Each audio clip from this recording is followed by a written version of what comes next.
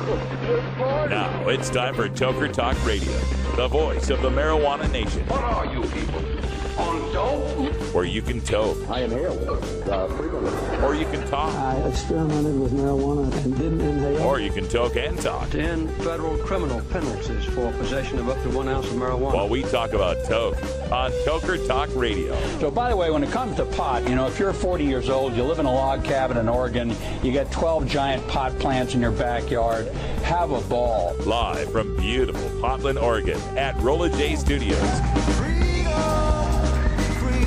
Hey, this is great. Just not cannabis. Plus your calls live at 971-533-7111. They're walking on their pants with their cap on backwards, listening to Enema Man and Snoopy Poop Dog. What's to keep somebody from getting all potted up on weed and then getting behind the wheel? Gateway theory doesn't work.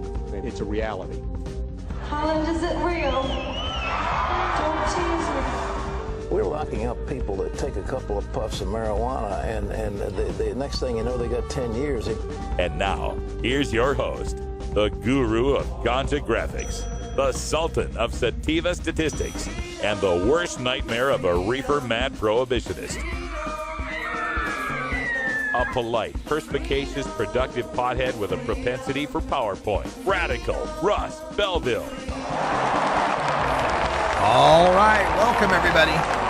4:02 in the Pacific Time Zone. It's time for Toker Talk Radio. We take the tie off, let what's left of our hair down, and get right into it. We're talking about marijuana legalization, the end of adult marijuana prohibition, the establishment of medical marijuana, the reintroduction of industrial hemp. If it has to do with the pot plant, we are talking about it here on Toker Talk Radio. Our phone lines are open at 971-533-7111, and you are welcome to call in anytime. The topic is open. Any questions, comments you might have about marijuana and its legalization, we're ready to go. We had the update earlier today about negotiations in New York State to try to get its medical marijuana law passed. And once again, we find ourselves in a situation where there's people seeking a win, and really, how much of a win does it turn out to be? Now, the latest negotiations have turned out pretty good. The no smoking, no plant clauses did not survive. Okay, so for me, if you've got a medical marijuana law that doesn't allow you to have the marijuana plant, you can't really call it a medical marijuana law. Like Minnesota, right? You can't get the plant in Minnesota. You can only get sprays, tinctures, inhalers, oil, which is weird, man, because in legalization, in Colorado, and as these other states, Oregon and Alaska, move forward with legalization, the big battle cry, talking point, scaremonger from the anti-marijuana people is this BHO. It's so pure. It's so potent. It can be up to 90% potent. Oh, it's so potent, this oil. This BHO, this oil, it explodes and it's terrible and it's so potent. But in these latest medical marijuana states, they're saying, oh, smoking flower, smoking is evil, smoking is terrible, smoking is not medical. You can only have BHO. It's like, what? All right, so somehow, if you're a sick patient, smoking is evil. But if you're a healthy person, BHO is evil. It's just weird. Hard to understand what's going on with this stuff. Anyway, New York has decided to keep in most of the conditions that they had put in, things like post-traumatic stress. We didn't get that terrible rule on not allowing cancer and AIDS patients to use it for nausea and pain and wasting. I mean, how ridiculous is that? I mean, that's one of the first things medical marijuana ever was used for. It's like cancer and AIDS patients, right? Right out of the Bay Area in the early 90s, right? So it gets more and more ridiculous. If you remember the South Park episode of Medicinal Fried Chicken, they made the point about that, about how ridiculous the medical marijuana laws are. And since that episode, it's gotten even more and more ridiculous. And every bit of ridiculousness about a medical marijuana law can be traced to the initial ridiculousness, the original sin of medical marijuana, which is this idea that there's two flavors of cannabis consumers, patients and criminals. That was what was underscored by every button, t-shirt, and bumper sticker that ever said, we're patients, not criminals. We're patients, not criminals. And I understand their feeling about that. What they're trying to say is, we're sick people. We're not hedonists just trying to get high. This is about our life and death. This is about our quality of life. I understand what they're trying to say. But by saying it in the frame of we're patients, not criminals, it sets up a dichotomy where there can only be two types of marijuana consumers. Sick people who we can, treat with respect somewhat, and dirty criminal pot smokers who are just trying to get high.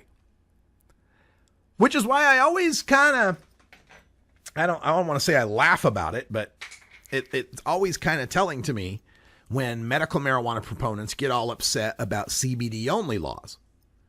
Oh, this isn't medical marijuana, it's CBD only. It doesn't contain THC. These kids are going to need THC. They need a proper ratio. They got to have THC with their CBD. And I completely agree. But who was it that set up the frame that THC is the one that gets you high and the people that are getting high are criminals? Every ridiculous aspect of medical marijuana laws that has evolved since California in 1996 can be traced to the ridiculousness of stating that healthy people who use marijuana are criminals and the continued need to try to keep the criminals out of the medical system. That's where that's the genesis of how you get Chris Christie saying that all medical marijuana programs are a front for legalization, and he's going to have such a strict program that's only medical, and that shows how there's not really a medical demand, there's just a marijuana demand. This stuff has consequences, folks. 5 of the last 9 major party candidates to run for president, 3 of the last 9 vice presidential candidates, and the last 3 two-term presidents have all smoked pot.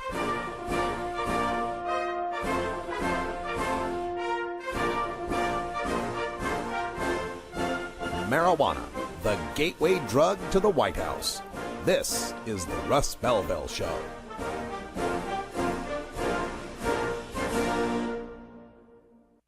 .420 Radio, your ticket to Seattle Hemp Fest.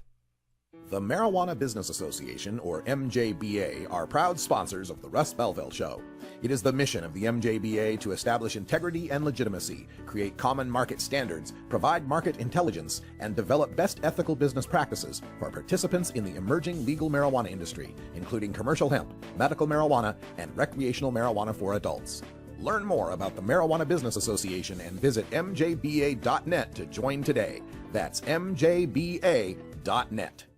The new Viper Hour every Monday at 5 and 8 Pacific on 420radio.org. The law offices of Omar Figueroa would like to remind you to stand up for your rights. If you are detained or arrested, treat law enforcement with respect and stand up for your rights by repeating, I respectfully invoke all of my legal and constitutional rights. I do not consent to any search and seizure. I want to remain silent, and I want to speak with my attorney. Please contact the law offices of Omar Figueroa at 415-489-0420 or 707-829-0215 or on the web at omarfigueroa.com.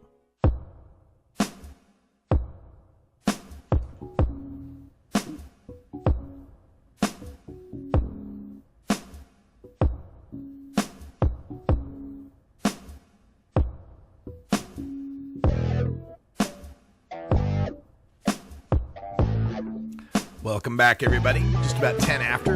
That's music from Psycho Soul with Bong. Wonder how that made it in our list. You're listening to Toker Talk Radio, and going off a little bit here on the most recent medical marijuana proposals that have occurred since 2010. New Jersey comes to mind because of Chris Christie's blathering on his radio show yesterday. New York comes to mind because of Governor Cuomo trying to shove a bunch of poison pills into the medical marijuana law. Illinois comes to mind, where Representative Lou Lang, proudly boasted how his program will be the most strictly regulated, most controlled medical marijuana program in the nation. And that's what Cuomo is fighting for now. No, we're going to be the most strictly controlled. That's what Christie thinks, too. Oh, we're the most strictly controlled medical marijuana program. It's kind of disheartening, when you hear these guys saying that. Because you got to imagine, erase marijuana from history for a moment, right? Let's play Men in Black, right? You get a little flash thing, flash, right? And nobody's ever heard of marijuana ever. Whole world. There's no stigma to it. There's no Cheech and Chong movies. It's never been discovered. Let's just pretend. Thought experiment here. Marijuana's never been discovered. And then some intrepid researchers venture to the Amazon rainforest. Far, far up to the headwaters of the Amazon. Deep into the jungles where no modern man has ever been before. Where indigenous tribes live that have never had contact with human civilization. And so we find this indigenous tribe, right? And we start to study them. And we find out that, my God, they're remarkably healthy. They don't get diabetes. They don't get cancer. They have remarkably powerful immune systems against all sorts of ailments. And further study discovers that they've been using this plant to treat themselves for just about everything. Infections, cuts, head wounds, whatever. And they find that not only does this plant have remarkable healing powers, it also has remarkable wellness powers, to keep you from getting sick. It helps to boost your protection from neurodegeneration and inflammation, pain. And not only that, this plant also is edible. I mean, it comes with it as a food source. And we discover that these people have a remarkably high protein diet despite not eating much meat out there in the rainforest because they've been eating the seeds of this plant, which just turns out, after we analyze them, to have the most perfect ratios of omega-3, 6, and 9s for human consumption. So imagine this. Imagine that this plant is found and the headlines go out over first in the journals, right? The scientific journals. And then USA Today picks up on it, or AP picks up on it. New miracle plant discovered in Amazon rainforest. Treats nausea, pain, inflammation, neurodegeneration, etc., etc.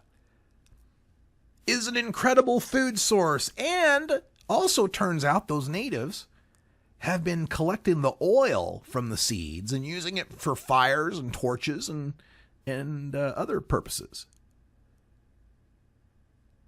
Don't you think that once USA Today or AP ran that story, that there'd be a massive interest in cultivating this plant and getting it to as many people as possible?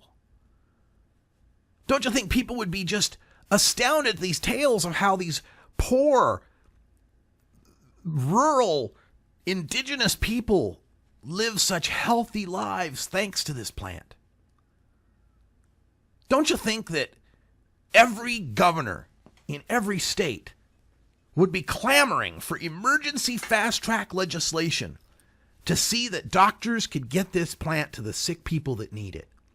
And that if you had a governor like a Chris Christie who was claiming it was some kind of miracle snake oil, that it was some kind of fraud being perpetrated on the people, that it was some kind of evil, terrible plant bent on the destruction of New Jersey society, which I don't know what that is exactly. Don't you think he'd be run out of town on a rail?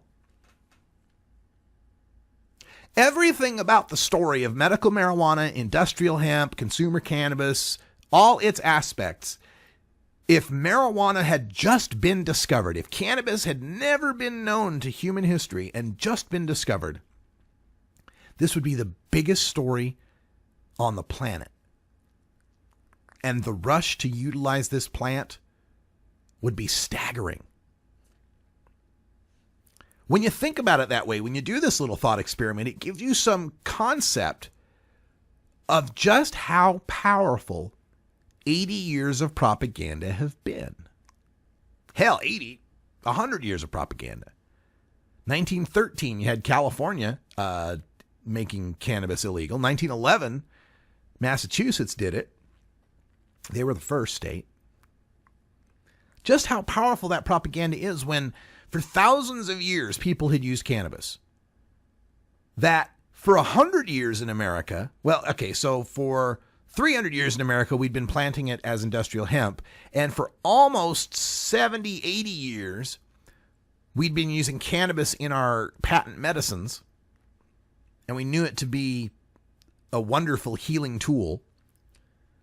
That even after the thousands of years of human use, three centuries of industrial hemp, being founded by a bunch of hemp farmers, a country founded by hemp farmers, a people who for 2 generations had used cannabis-based medicines, that how powerful the propaganda is and the framing is that managed to get cannabis banned nationwide by 1937. We went from one state banning cannabis in 1911 to 48 states banning it. All 48 states banned it before it was federally legal. And that took 26 years? 1911, 1921, 1931, yeah, 26 years. So in the span of just one generation, we went from a country that used cannabis as a medicine and grew hemp as a fiber crop to a country that banned it altogether. That's how powerful this propaganda is, how powerful the racism is. Because most of the early propaganda against marijuana, the word marijuana itself was used to help foster a racist campaign. Now, I'd like to make the important distinction.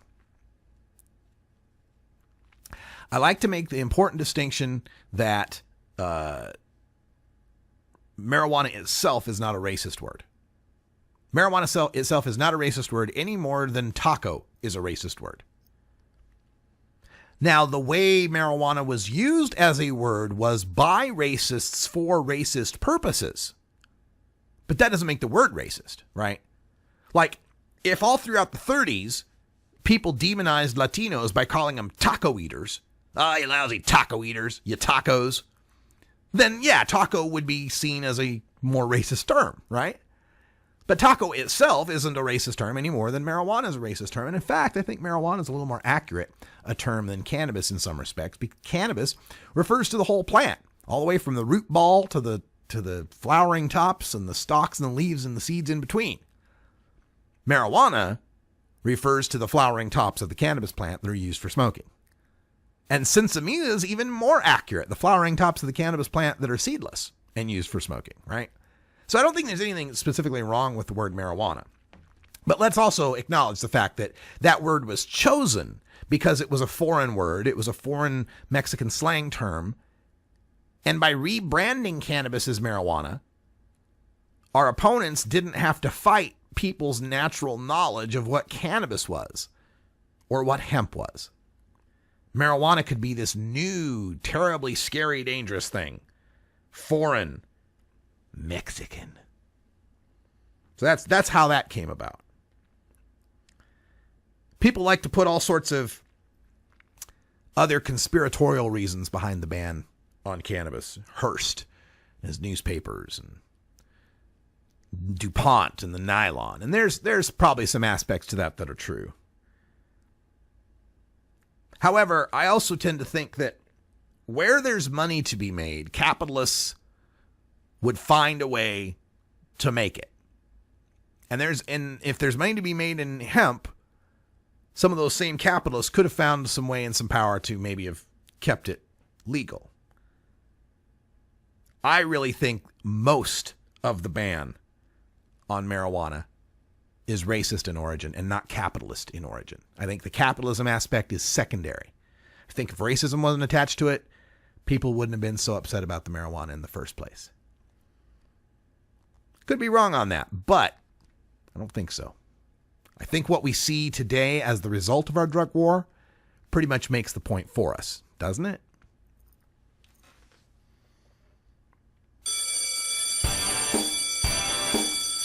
All right, folks, it's 4:20.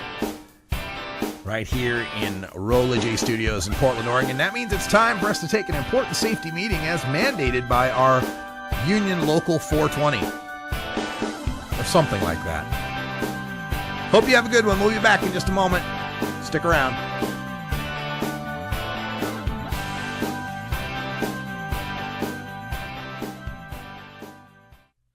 .420 Radio, your ticket to the High Times Cannabis Cups. Adam Hand of Handmade Apparel produces quality custom designs for t-shirts, hats, and other apparel.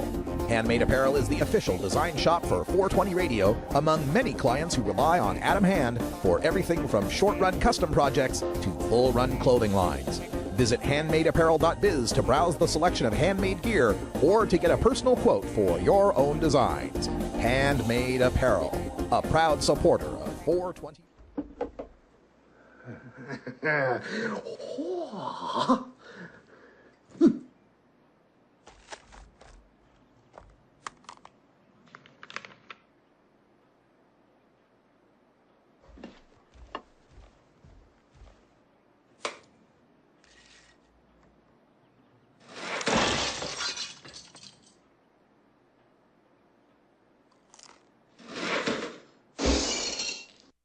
Growing plants indoors can be a rewarding hobby, but electricity bills can go through the roof. Then you have to cool down all those big hot lights. It can drive a grower insane. With Lush LED lighting, you can solve many of these issues and double your rewards. Matt and his scientists have developed the perfect light for flowering plants with far less cost and heat. And the results? Very effective. Check out lushledlighting.com right now and tell them Radical Russ sent you.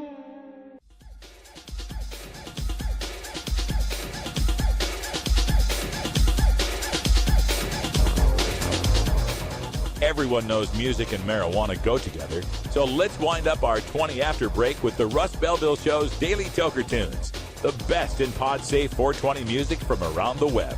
Today is Electric Tuesday, featuring the latest in electronic dance music and other cutting-edge genres. Now, sit back and enjoy your Daily Toker Tune. Welcome back, everybody. 23 after the hour, and don't forget that tonight we've got Electric Bob's Boogaloo coming up with a new episode at 8 p.m. Pacific Time. You can catch the replay episode right after this hour, 5 o'clock p.m. Pacific Time. Our music shows are always on at 5 and 8 every week, so make sure you check that out. Electric Bob brings us great house, dance, trance, electronic music, and today is no different. We got a tune here from Lone, and this one's called Vengeance Video.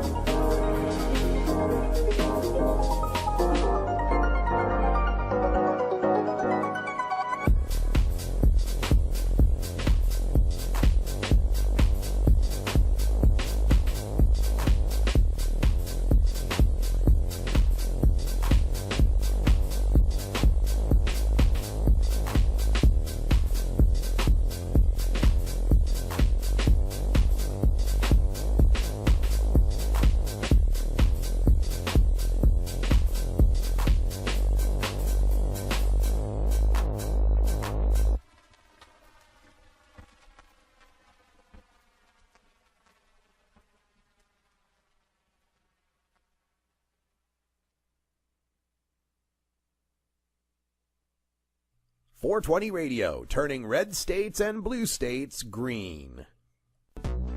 When you are starting up a medical cannabis business, you want a fired-up lawyer who understands the needs of cannabis consumers. The Law Office of Lauren Vasquez is your fired-up lawyer for the cannabis industry. Visit her website, fireduplawyer.com, or call 1-855-MMJ-LAWS for more information. That's 855-665-5297 for Lauren Vasquez, your fired-up lawyer, or email fireduplawyer@gmail.com. 420radio.org presents Toker Talk Radio with Russ Belville from Portland, Oregon. Toker Talk Radio is the voice of the marijuana nation, America's #1 daily call-in show for the cannabis community, featuring politics, comedy, music, and videos with the Rolla J Studios crew. Call in live at 971-533-7111 or Skype Radical Russ live weekdays at 4 p.m. Pacific with replays at 7 and 4 Pacific every weekday at 420radio.org. New Approach Oregon is a coalition of Oregon citizens who believe that treating marijuana use as a crime has failed, costing taxpayers millions in law enforcement resources. Our approach will regulate, tax, and legalize marijuana for adults in Oregon. We can move Oregon forward and create new revenue for critical services. Visit our website at newapproachoregon.com or our page on Facebook at New Approach Oregon. Thank you. Welcome back, everybody. Half past the hour. Radical Russ here at Rolla J Studios. This is music from DJ MLE with Do the Deal. Before that, we heard an ad for New Approach Oregon, and I'm so proud of those guys, Anthony Johnson and everybody. And, they've got some more campaign consultants they've brought on, some more professionals. Was talking to Anthony Johnson about it the other day when he was here in the studio, saying, now where it's all big time, we're on the ballot and stuff. And as far as, the campaigning and coming up with the ads and all that kind of stuff, it's going to be, a lot of hired people coming in because they've got the money now. They've raised almost $1 million. They can actually afford some of these folks that can get the job done. And I think this is very illustrative of what's going on in Oregon right now. It's tough for me to have to discuss this because there's so much personal stuff involved with this. But let me just say that it was no surprise to receive an email that was telling me that there was this labor dispute with Paul Stanford's campaign for the restoration and regulation of hemp. No surprise. Now, I had heard about this when it first broke. Heard about it last week. But I decided not to run with it. Decided it's not my place on this show necessarily to try to sabotage anybody who's trying to get marijuana legalized. But now the Oregonian has reported on it. Our state's largest newspaper has reported on it. And it's out there. And I've got to bring it up. And it's been frustrating because I moved to Oregon in 2003 from Idaho. And part of wanting to move here was the thought that, this is a state that could legalize marijuana. I was very excited about that. Major reason was my wife at the time. She needed it for medical purposes, and I decided that we'd be better off not going to prison in Idaho. So we moved to Oregon for very selfish reasons. And when I got here, there was, kind of already established players in the marijuana movement. One of those established players was Madeline Martinez, who ran Oregon NORML and the world-famous Cannabis Cafe most recently, who's also a board member in NORML. And another one of the established players, among many, and I'm just signaling out these two because they're in Portland, where I was, right? There's other folks throughout the state. There's Jim Grigg, rest in peace, and John Sajo, and a whole bunch of people, right? But in North Oregon, in Portland, it was Madeline and Paul Stanford. And I think it was 2006, maybe, I can't remember exactly, when there was an attempt to pass this OCTA, Oregon Cannabis Tax Act. But nobody from outside Oregon wanted to help with it. None of the big organizations, MPP, NORML, Drug Policy Alliance, none of them wanted to get involved with it. And the reason they cited was Paul Stanford. He was involved with it. Now, Paul's got, a history that goes back to the 80s trying to pass the Oregon Marijuana Initiative and being an acolyte of Jack Herrer's and so forth.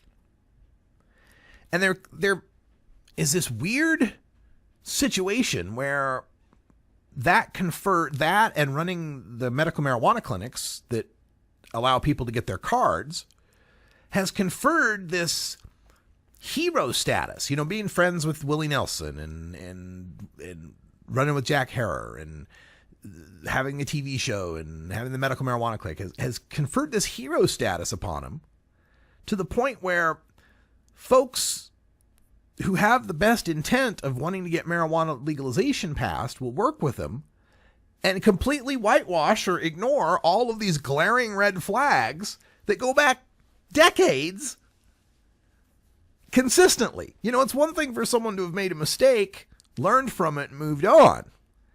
But when the same mistakes get remade consistently, you'd think people would learn.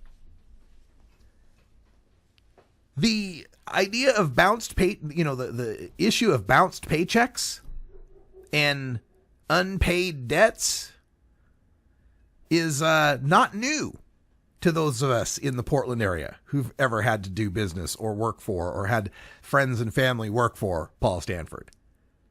Par for the course. People I knew that worked for him at the THCF clinic used to run on payday with their check, to run to get it to the bank, hoping that it would clear. There was no guarantee it was going to clear, and oftentimes didn't. And there's always an excuse, there's always a reason, there's always, this happened or that happened or this person or that person, and we'll cover it later, we'll pay your fees or whatever.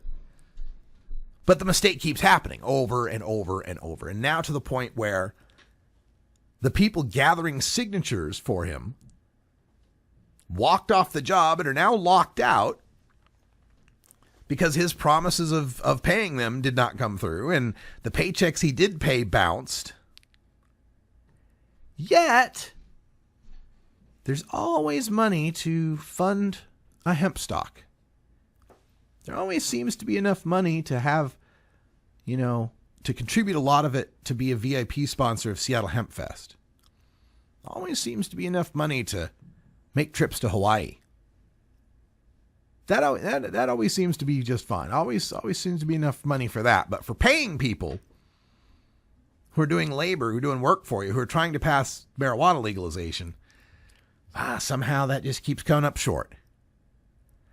And there's got to be some point where you would think people would come around and recognize that no matter how fun the Hemp Fest or Hemp Stock is, how fun the pot party is, how many medical marijuana cards can be given out under flimsiest of excuses, no matter how much good that might do, is it ultimately outweighed by the negative effect it has on the people who matter outside of our community, to big funders who have been salivating at the prospect of legalization in Oregon, such low-hanging fruit, man, but blocked because they wouldn't get involved in 2006 because Paul Stanford was running it. Wouldn't get involved in 2008 because Paul Stanford was running it. Wouldn't get involved in 2012 even though Paul Stanford managed to get it on the ballot. Wouldn't get involved. Now, is that fair? Is that right? I think so. I think if you weigh the totality of the evidence, absolutely. But there comes a point where you got to figure it's ego-driven. By God, Jack Herrer invested in me the mantle of being the person who legalizes in Oregon. Otherwise, what explains this? What explains this? Just this a single-minded zealotry? by God, I have to do everything I can to try to legalize marijuana, even though I'm the worst person to try to legalize marijuana. Is that what's going on? Is that how that works? I've got to think, especially going into this 2014 one.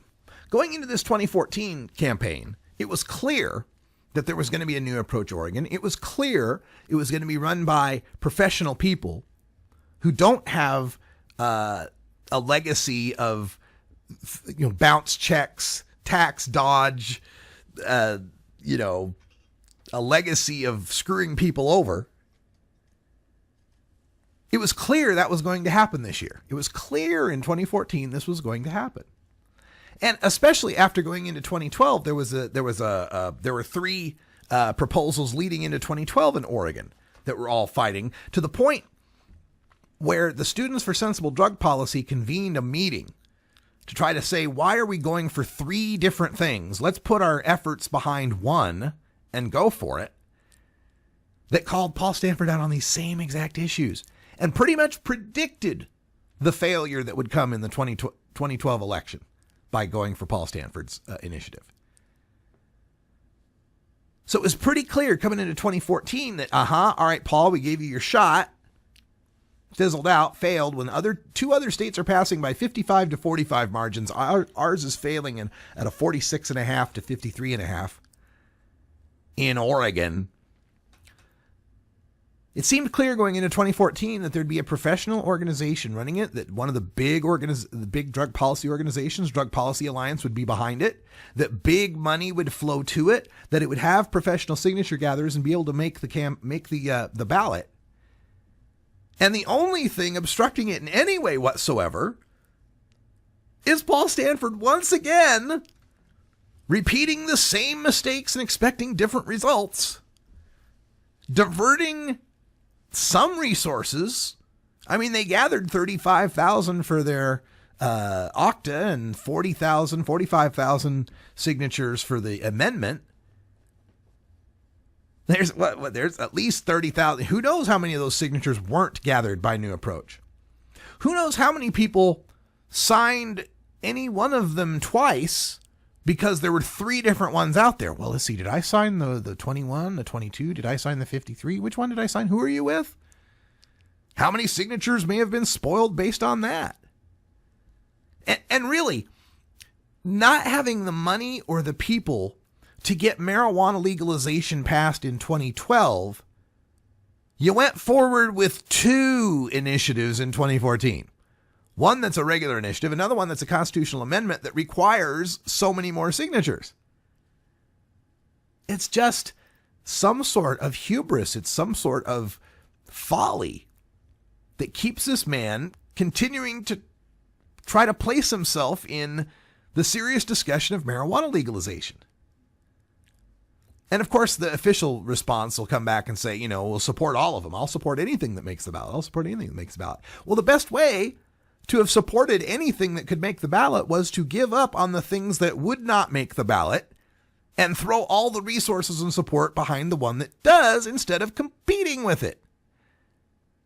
So now maybe you have a little bit of perspective on how I feel about this issue. I'm getting too old and I've seen too many friends go to prison and too many friends die in this movement to want to fuck around anymore with pie in the sky notions and volunteer initiatives. And gosh, if your initiative starts with if only, it's if only we lose in November. That's what it is.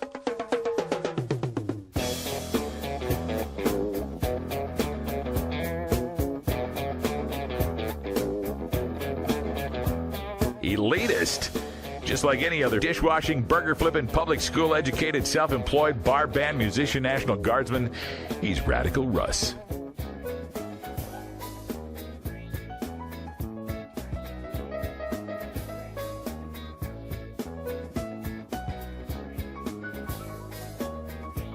All right, we're going to take a short break, and when we come back, we'll have more discussion of what's going on in marijuana in America. We're going to take a look around the country and around the world in our closing segment. Stick around.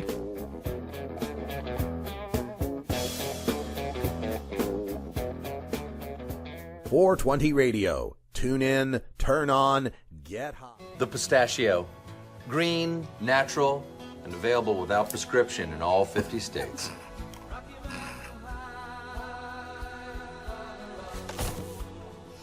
He's fine.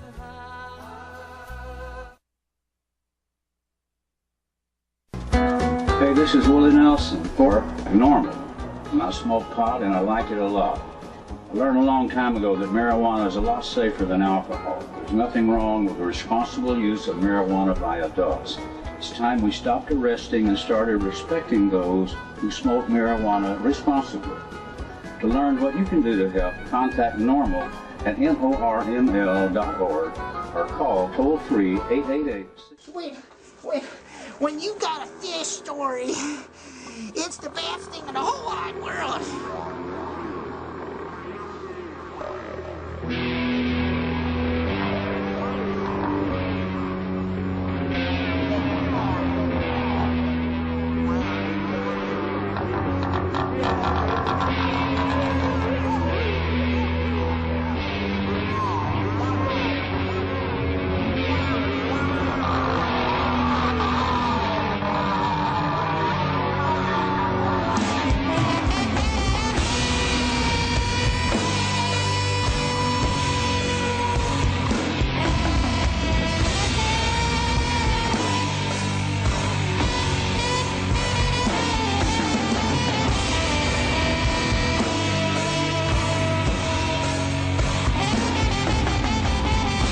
Welcome back, everybody. This is video from Super Geek League, song called Fishing Man.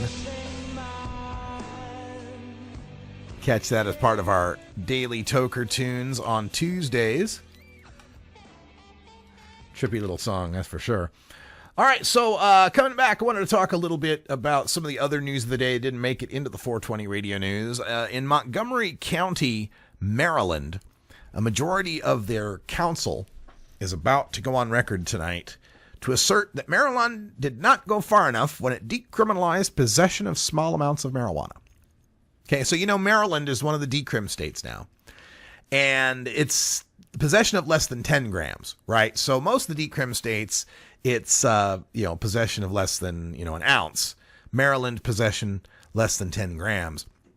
The problem is it didn't decriminalize possession of drug paraphernalia. Okay, so you can have weed, you just can't have anything to smoke it in. So, of course, in Maryland, we're talking about massive disproportionate arrests of African Americans. It's 3.2 times more likely if you're black to be arrested for simple possession. And they're saying that in 2010, African Americans made up 18% of Montgomery County's population, but 46% of those arrested for marijuana possession. And they don't want to have a situation where possessing the pipe can get you arrested, but the pot wouldn't, right? And this is kind of like, this is some foresight by these guys because they can see the unintended consequence and the way cops would take advantage of something like that, right? I've even heard of situations where people from Ohio told me cops would bust you for the baggie that the weed was in. In Ohio, they have 100-gram decriminalization, right? But then they'd say the baggie is paraphernalia, and the paraphernalia was still a crime. I don't think it is anymore. I think they finally decriminalized that in Ohio. But, cops are going to find a way to arrest you. That's their gig. That's what they do. So if you leave paraphernalia an arrestable offense in Maryland, they're going to use that. They're going to say the pack of papers in the guy's wallet is paraphernalia. They're going to say the pipe he's caught with, whatever they can find. They're going to the can. Used a can pipe. That's paraphernalia. My God, we got to throw you in jail. The purpose of these decriminalization laws is to take cops out of the situation arrests out of the situation, I should say, when it's just a personal amount, a personal use of marijuana. So leaving this paraphernalia thing in there goes against the whole purpose of the decriminalization. Let's hope here that gets changed pretty quickly. The stupid prohibition story, thanks to Big Daddy Fink for that today. That was pretty damn hilarious. The D.C. law, decriminalization in Washington, D.C., is turning out really good.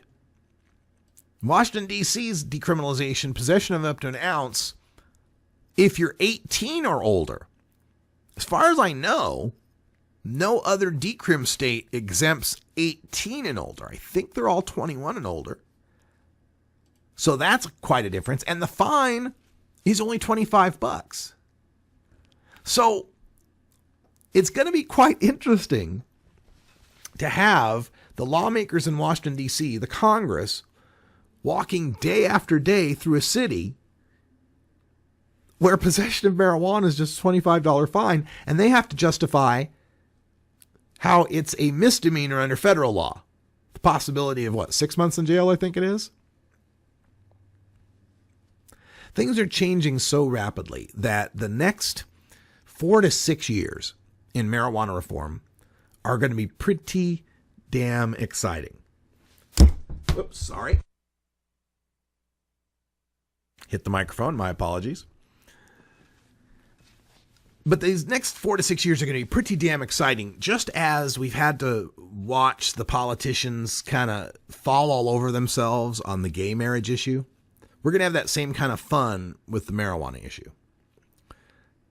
Even 2 years from now, Governor Chris Christie's pronouncements of medical marijuana just being a front for legalization are going to be seen as so cruel and backwards, it's going to doom his chances.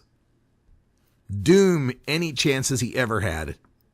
As much as the Bridgegate scandal does, it's going to doom his chances of having any chance at the presidency. Already, Barack Obama and Eric Holder, all of the federal agencies, are recognizing that the tide is turning. They're already backing off on the prosecution of marijuana and letting the legalization unfold in Washington and Colorado. They recognize that every day that ticks by, some old person who hates marijuana dies, and some young person who likes marijuana becomes voting age. It's pretty simple math. When you look at the demographics on medical marijuana, this was Quinnipiac, I believe. And I don't remember which state. I want to say it was New York. It may have been Florida. Doesn't matter. One of the statewide polls showed 82%. Oh, I know that this was the New York one. 88% support for medical marijuana, 82% among Republicans, 88% among independents, 93% among Democrats. So this is why when you got a situation like New York, where the governor is saying, well, I won't sign any bill unless law enforcement likes it. I won't sign any bill that has this or that, and starts making all these demands. Why the hell are we negotiating with the guy when 93% of his own voters are against him? It's time that some of these state level and national level politicians felt some political sting for being anti-marijuana. We've seen it's possible. We saw Attorney General Ellen Rosenblum here in Oregon win her race in the primary, Democratic primary, against Dwight Holton, who was tapped. This was like his stepping stone. Just being Oregon's Attorney General was just going to be a stepping stone for this guy. He's being primed for national level Democratic office by the Democratic National Committee, Representative Debbie Wasserman Schultz, and those centrist third way Democrats. Third way being the way that Wall Street likes. He was all primed to be Oregon's Attorney General, leading in the polls, clear front runner. And then he started saying some shit about medical marijuana. And then an activist by the name of Jim Gregg, who just passed away this Monday. Jim Gregg called him out on it and started organizing all of us supporters of marijuana reform in Oregon. And we started grassroots campaigning. We started donating to Ellen Rosenblum. We started getting money from some of the national organizations to help fund Ellen Rosenblum. And come primary election night, Ellen Rosenblum kicked his ass. It was a stunning defeat. National level blogs were talking about, whoa, what happened there in Oregon? We saw it when Beto O'Rourke, a city councilman or mayor, I think he was, in El Paso, runs against Sylvester Reyes, an 8-term incumbent Democratic congressman. 8 terms. Now, El Paso is probably one of the bluest parts of Texas, right up there with Austin, right? So here's Sylvester Reyes in Congress for 16 years, and you know how well incumbents do in these elections. They usually sweep like 96% re-election rate or something like that. And Beto O'Rourke had been very pro-pot. He was the one that had gotten the city council in El Paso to call on these resolutions to end the drug war. And Sylvester Reyes, the congressman, came back and twisted some arms on the city council and said, hey, knock it off with that legalization shit. You're going to cost us federal money. So Beto O'Rourke was well known as being pro-legalization, and Sylvester Reyes tried to run a campaign against that, tried to say he was a pothead, tried to show him as being an irresponsible cannabis loser. And Sylvester Reyes lost his job. Sylvester Reyes got unseated by the pothead loser. More of those stories need to happen. You following the politics going on around Eric Cantor? Anybody out there know Eric Cantor? Eric Cantor was the House Republican Majority Leader. Second only to Speaker Boehner, right? Cantor is the guy who is in charge of whipping up all the votes, making sure the Republicans march in lockstep on whatever it is they were saying no to this week. Cantor lost his job in the Republican primary to a Tea Partier who accused him of being soft on immigration. That's not our issue here. That's not what we're here about. But it does go to show that when political prices are paid, people get the message, because the message now is that immigration reform is dead. There's no chance on immigration reform now because the Tea Party flexed its muscle and showed that it could take down the House Republican Majority Leader if you didn't march in lockstep with their ideals on that issue. That's what's got to happen on both sides of the aisle when it comes to the marijuana issue. It could easily happen in New York with Andrew Cuomo. Marijuana Policy Project and the advocates in New York and the people that are fighting for medical marijuana ought to come to the realization, and come to it pretty damn soon, that there's more to be gained in a lost medical marijuana initiative that pressures a governor politically, a lost bill, I should say, that pressures a governor politically, than to give him an out and relieve the political pressure against him by passing some shitty medical marijuana bill for a win. Imagine Governor Cuomo having to go into a re-election campaign, turning to Democratic voters, 93% of whom support medical marijuana, and being confronted at campaign stop after campaign stop by cancer patients, AIDS patients, people in wheelchairs, MS patients, soldiers with PTSD, soldiers with traumatic brain injury. Stop after stop after stop asked why he impeded medical marijuana. Why he was so scared of pot smoking that he'd rather see cancer patients die. Why he was so afraid there'd be little control over who gets into the program, that he was willing to see our soldiers suffer upon return from service in the Middle East. That's the level he needs to be put to. That's what these politicians need to feel. Some of this heat, that they know that if they make this decision to go against the will of the people, 88, 90, 93% of the people, there's going to be hell to pay.